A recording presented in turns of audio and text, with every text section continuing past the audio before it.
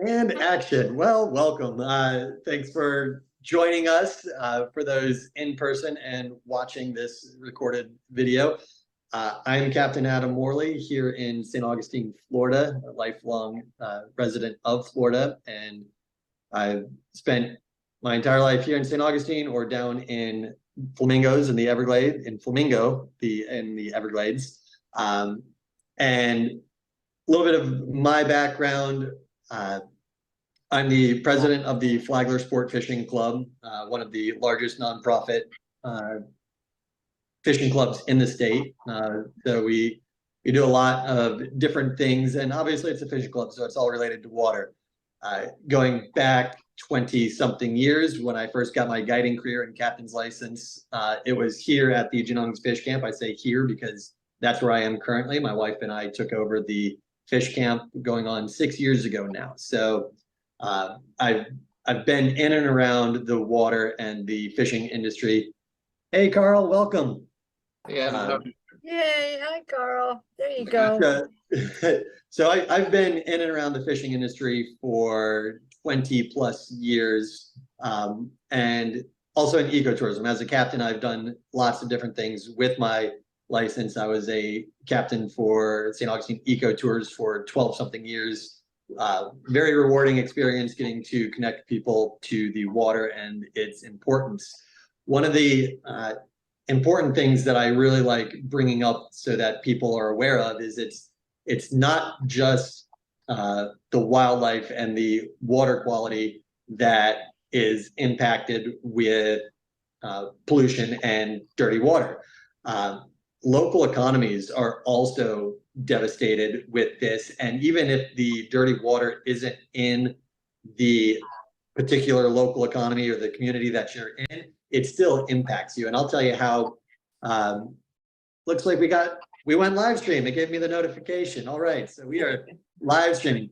So what I noticed when I first really started getting involved in 2013 with clean water, it was because I was active on social media and I started seeing a lot of the Lake Okeechobee discharges and what was happening down in South Florida.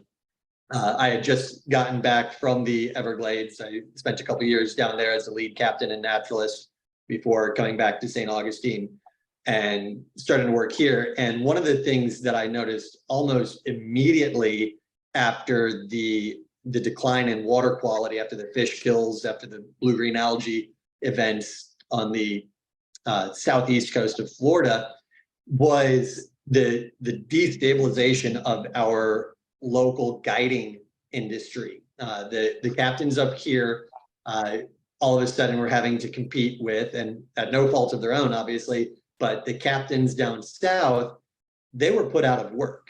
Like businesses shut down, nobody wanted to go fishing. You couldn't go fishing. There wasn't any fish to catch. It was fish kills everywhere, oxygen depletion from the algae bloom and the just toxic algae. What we noticed is that these captains were getting displaced and they were coming up here. They were going to other areas that still had healthy water and they were undercutting the existing guides in that area. Understandably so. They have bills to pay too. And even where I was working, I ended up getting reduced hours and reduced pay because we had captains coming in saying, I'm willing to work for less just so that I could put food on the table. Again, all of that's understandable, but at the same time, that's when I really got to thinking that water isn't just a local issue. Like water is a statewide issue and even larger, but here it's a statewide issue because everybody's connected to it in some way. And when you start destabilizing local economies because of bad water quality in another area, that's going to impact the sustainability of this area. So we noticed a lot more pressure, a lot more fishing guides up in this area. So a lot more pressure on our local fisheries, and just the dynamics of the area changed because of the displaced captains from areas that were impacted by dirty water. So that's when I really started getting involved with clean water. I literally would rent passenger buses, passenger vans, fill it up with everybody, like as many of my social media followers as I could get. We'd pack 15, 20 people in these rental vans, and I would drive out to Tallahassee during session, and we would go and we'd talk to our legislators, and we'd get the smiles and nods, and yeah, this is important, absolutely. But the drive back, we would always sit there, and we would break into smaller groups as we go and chat, but we would, on the way back, sit there and kind of say, they smiled and nodded a lot, but I don't really feel like they were listening or actually planning on taking any action. Like they were simply fulfilling their role of meeting with us, but we did not feel that we were taken seriously or heard. And like dozens of trips out there with a passenger van full of constituents, and we still were not being heard. This was starting as far back as, again, 2013, 2014, when I started doing this. And so I got back more into advocacy outside of trying to go to the legislature, because calling, emailing just felt like spinning tires in mud. It wasn't doing any good. As our water continued to decline, policy continued to get worse when it came to water protection. So I'm involved with a lot of other groups, and we all seem to be struggling with the same things, is that our desire for clean water is not being taken serious enough. And so when the right to clean water came across my radar, I was skeptical, as with a lot of people at first, because there's always what's going on, like anything that has to do with being on a ballot and getting people to vote. Like in today's day and age, it's kind of like, all right, is this one of those ones that sound good but isn't, or vice versa? And so when it came across, I looked into it, and then I started talking to the people that I knew that were already involved, and it became very clear very, very quickly that this is a huge thing for the fight to clean water. The Right to Clean Water initiative is probably, in talking to anybody from environmental attorneys to people in the industry, like as far as in the legislature and in the industry of protecting water, people who know their stuff. And I'm not going to claim that I'm an expert by any means when it comes to knowing their stuff. I feel very well informed, but people that I consider way more knowledgeable and informed than I am are saying that this very well could be our last chance to actually do something to protect Florida's waters before we see declines that we may not be able to come back from for many generations ahead. And that's one of the things that I really want to make clear, is it's not just for me. I have an 8-year-old who is like an amazing angler. Like, he just reeled in a 36-inch redfish on his own a couple days ago. Thought I was going to pull him off the side of the boat, but he managed. It was great, and to see that joy and enthusiasm was amazing. But then in the back of my head is like, is he going to be able to take his kids out to do this and experience what I'm experiencing now?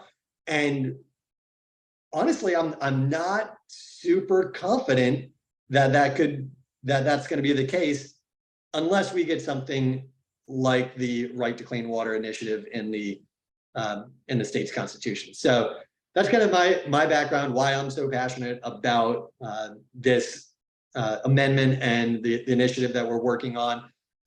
I even pitched the idea for a fishing tournament to try to get more anglers involved statewide. So we have the Florida Fins and Frames tournament that's happening all month long, all of August. And it's great because in the fishing community, there's a lot of different people, types of people. You have passive fishermen and active fishermen.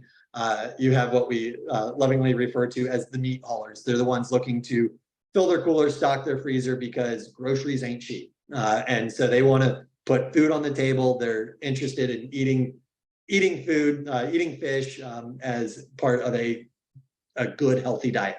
And then you have anglers like myself, pretty much catch and release. My wife loves flounder. Like, she has to twist my arm to bring a flounder home, because I'm like, no, we got to let everything go. We got to let everything go so our son can catch it in the future. Uh, so we have this tournament going on that allows for any angler to get involved, whether you want to keep the fish or release the fish. It's up to you. What we're looking for is great fishing photos, nice, clean, crisp fish, fresh, live out of the water, still vibrant with their colors, background of a beautiful Florida waterway. And there's also a little area on the tournament submission form that people can add their captions as to why clean water is. And thank you, Mel, for putting it in the chat there. In the caption, it's to answer why clean water is important to you. And so seeing some of the answers, there's a lot of the similarities and a lot of the trends that are going. People care about our fisheries because they want to keep having good days on the water fishing. They care about the next generation, their kids catching fish. And so we've got this great tournament going. We're getting photos that kind of highlight what we're trying to protect. Florida's waters, some of the most outstanding fishing in the world. We are the fishing capital of the world after all. So we've got that tournament going, super excited about that. And I guess I'll just open it up to any questions about the tournaments or my background or anything before we get a little bit more into the amendment and how it's going to really improve our fisheries and improve the fishing in the future, in the days to come. So, and all right, I saw somebody in the chat, but I didn't see the whole message. Again, not super tech savvy. Yep, there we go. There you go. So yeah, if anybody has any questions, hey, I just found the chat. All the pictures captions so far. Okay, yeah.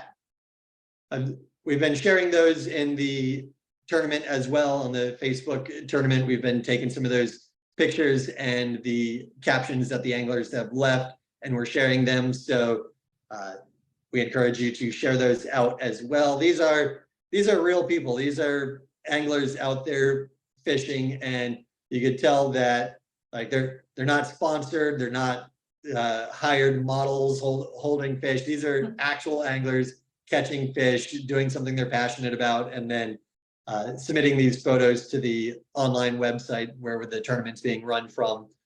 Some great prizes there, including a beautiful 36-inch by 24-inch original redfish painting by Megan Robinson. It's actually sitting in my living room here. I'm a little bit disappointed that I'm going to see it go next month to the winner, because it's kind of found a nice little spot here in the living room. But we've got that along with gift cards, $50 gift cards to the bait and tackle shop of the Angler's Choice for the top 20 placing photos. So some fun things, and there's even a couple brands like Skinny Water Lures that are offering their own prize packs for anglers that place in the tournament with a picture of their bait or their product in the picture with them. So it's a great opportunity for brands to kind of offer something to anglers and say, hey, if you place in this tournament with our product or brand in the photo, you'll get this additional prize directly from us. So that's a fun way that the brands are getting involved. On the online submission form, there's a place for anglers to put their favorite bait and tackle shop as well. So they get a shout out. The tackle shops get a shout out, because these are all people that are directly connected to and need clean water as a business to survive. I own a bait and tackle shop here. It's not just because of emotional feelings of, oh, the beautiful waters and everything. I'm all for that, but at the same time, my livelihood depends on clean water. My business, my family's future depends on clean water directly. And there's a lot of other people that are directly impacted by that. And then indirectly is exponential. So that's a little bit about the tournament. Again, if anybody has any questions about the tournament, feel free to chime in. Otherwise, I'm going to kind of pass it off to Mel, who's going to talk a little bit more about the amendment itself and what we're trying to promote and accomplish. Thank you so much, Adam. First of all, I'll probably get into who the heck am I? So you know who's talking about it. I was born and raised in Longwood, Florida, right next to Wekiwa Springs.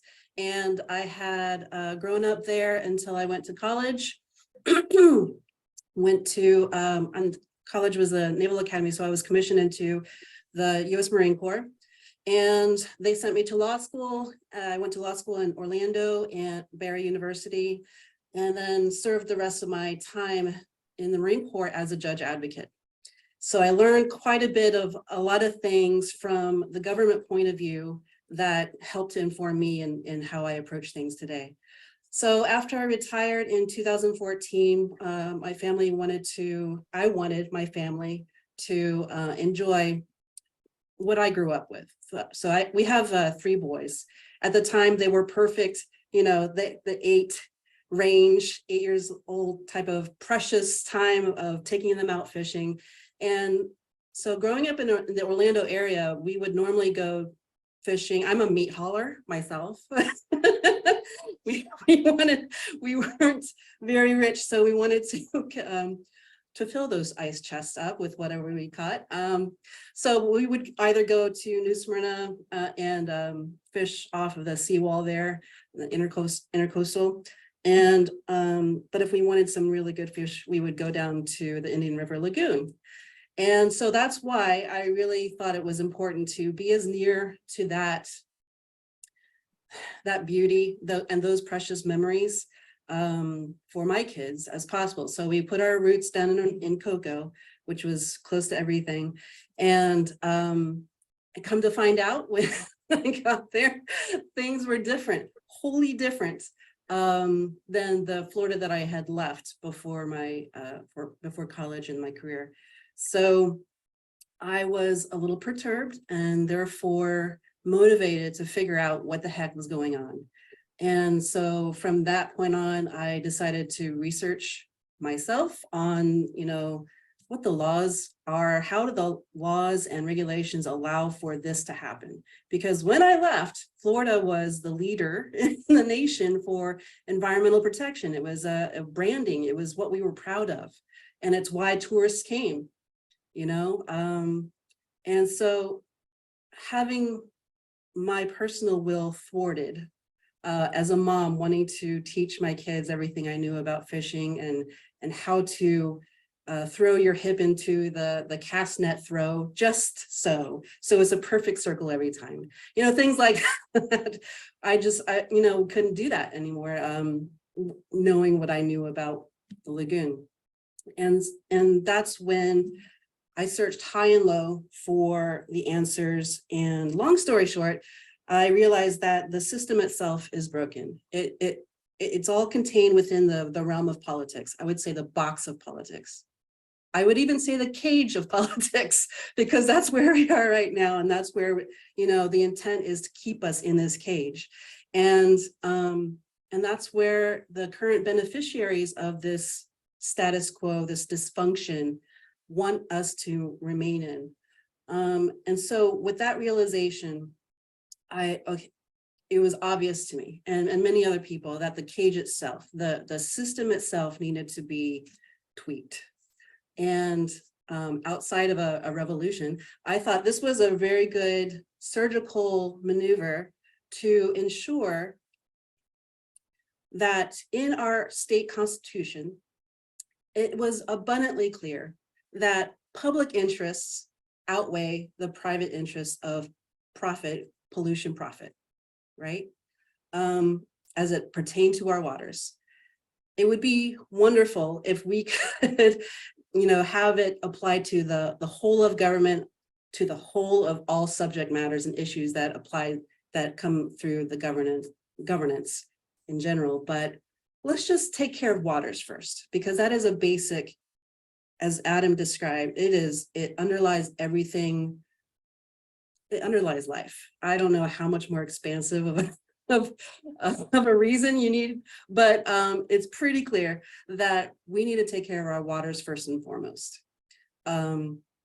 So that's what brought me to the rights-based approach, where the environmental law and constitutional law kind of meet. And it's, although it's not novel, it's been around since the early 70s, at least in the state constitutions of Pennsylvania, Montana, and recently New York. But having something in the state constitution that provides the right to clean and healthy environments in general, a fundamental treatment. It's just different. In the courts know what to do differently when you see the fundamental nature attached to a right.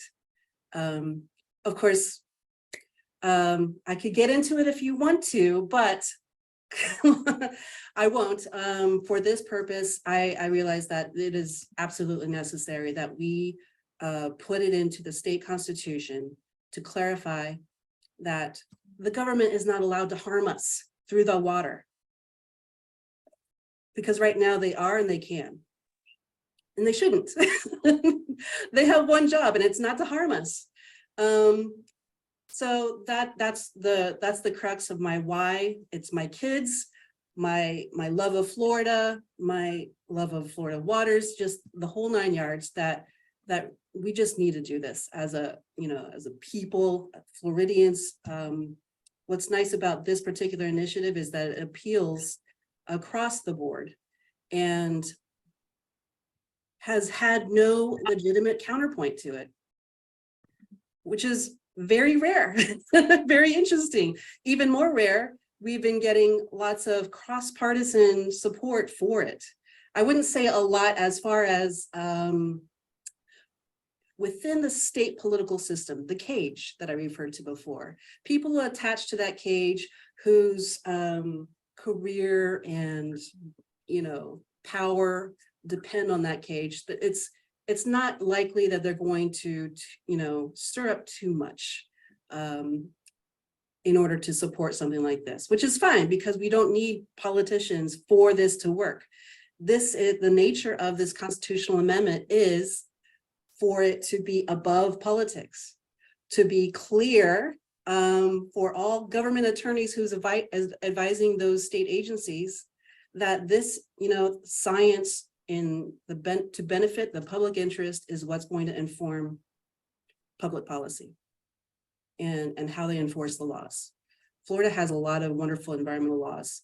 As lots of us have come to find out, it's the agency, the executive branch, that has had discretion to make those interpretations a little different, to convolute the public interest and private pollution interests. That's kind of upside down these days. So that's pretty much the name of it. And this is how we rolled forward. There's a whole background to it if you're interested. Carl here, I'm glad he's here if he would like to jump in and give his testimony, or if you all would like to give your testimony during Q&A, where we're just going to have more of a conversation about what this is and what you can do, what you would like to do. If you had any questions about it, this is a good time as well. But we just wanted to make sure that anyone who was interested from the fishing community, from the fishing industries, to realize that this is not just a golden opportunity, but a duty, a mandate, really, to get up and do something to put this into the law now. Yeah, I'd like to add a couple things too that kind of came to mind. Please. One of the things that I found out that just kind of shocked me when it happened was there was an 86, because it's not in the Constitution, it's not a fundamental right. There was an 86% decrease in the enforcement of environmental regulations in the last decade and a half or so. Right around the time that I was getting involved, 2013, 2014, I believe it was, is when we started seeing a huge decline in the enforcement of environmental regulations. And a lot of that has to do with, again, that cage and where funding is allocated, and like enforcement only happens if there's enough funding for the agency and there's direction to that agency, and there's accountability to that agency, which until an amendment like this is put in place, we don't really have anything to ensure the proper allocation to funding the agencies that enforce, and we don't have the legal backing to hold those agencies accountable, which this amendment would do. I've been around the state in my years as a captain. Most recently, one of the big things that I noticed was down in Southwest Florida, the Fort Myers area. I was down there and watching what they called hurricane recovery. I ended up talking to Mel about it. What I was seeing, and I actually called the Florida DEP and blew the whistle on what I was seeing down there. It would have been nice to have an amendment like this because something could have been done. But what these cleanup crews were doing, and they understand that it's a racket, they would literally pull up to the mangrove islands in the early days because they got paid by volumes, and they'd use their grapple claw, and they would literally be pulling live mangroves off of the mangrove islands because they got paid by volume, not by material. And they knew that the enforcement wasn't going to be there because it was a natural disaster emergency area. And so after enough of the community rose up against that, then the state came in reluctantly, it seemed, and started wagging their fingers. And so they kind of slowly started, they knew from the get-go that what they were doing was wrong, but they knew that there was no enforcement. And so they were just destroying the habitat down there for a quick profit. And it was super frustrating to see with my background, because I'm just driving around with a monitor who's supposed to be monitoring these activities. So talking with Mel, she's like, yeah, this is one of the things that this amendment would be able to help with. And you could talk about waters all over the state. Everybody has a story. I'd be interested in hearing some of everybody else's story on the call, but I know every body of water in Florida. A recent study came out saying that Florida has the most impaired fresh water of any of the states and second most impaired estuaries of any of the states. Like we need to start acting. So I would reluctantly love to hear some other stories of like water quality issues throughout the state if anybody else had them, just for my own knowledge.